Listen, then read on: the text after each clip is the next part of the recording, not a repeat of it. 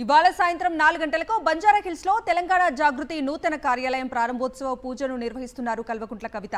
కవిత నివాసం పక్కనే నూతన కార్యాలయం ఏర్పాటు చేస్తున్నారు.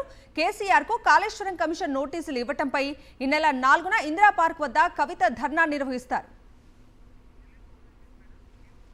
ఇదే అంశానికి సంబంధించి పూర్తి అప్డేట్స్ మా ప్రతినిధి దిలీప్ అడిగి తెలుసుకుందాం.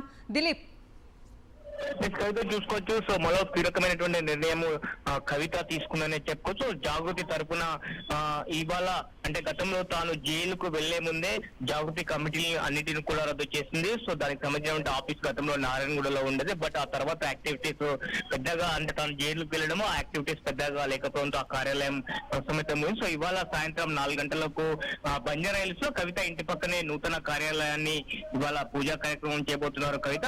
అనంతరం సో కాళేశ్వరం కమిషన్ విషయంలో కూడా ఇటు కేసీఆర్ కి నోటీసులు ఇచ్చే నేపథ్యంలో పార్టీ పరంగా ఎలాంటి నిరసన కార్యక్రమాలు చేపట్టలేదని గతంలోనే బీఆర్ఎస్ వర్కింగ్ ప్రెసిడెంట్ పైన కూడా ఆరోపణలు చేసి నేపథ్యంలో ఈ నెల అంటే 5వ తేదీన ఇటు కాళేశ్వరం కమిషన్ ముందుకు కేసీఆర్ హాజరవుతున్నారని ఇటు పార్టీ వర్గాలు కూడా చెప్తున్న నేపథ్యంలో సో ఈ వచ్చే నెల 4వ తేదీన ఇటు ఇందిరా పార్క్ వద్ద కూడా ధర్నా చేయాలని చెప్పి కూడా ఇటు జాగృతి తరఫున కవిత నిర్ణయం తీసుకున్నట్టుగా తెలుస్తోంది. సో దానికి సంబంధించినటువంటి విషయాలన్నీ కూడా వెల్లడించే అవకాశం ఉన్నట్టుగా స్పష్టంగా కనిపిస్తుంది.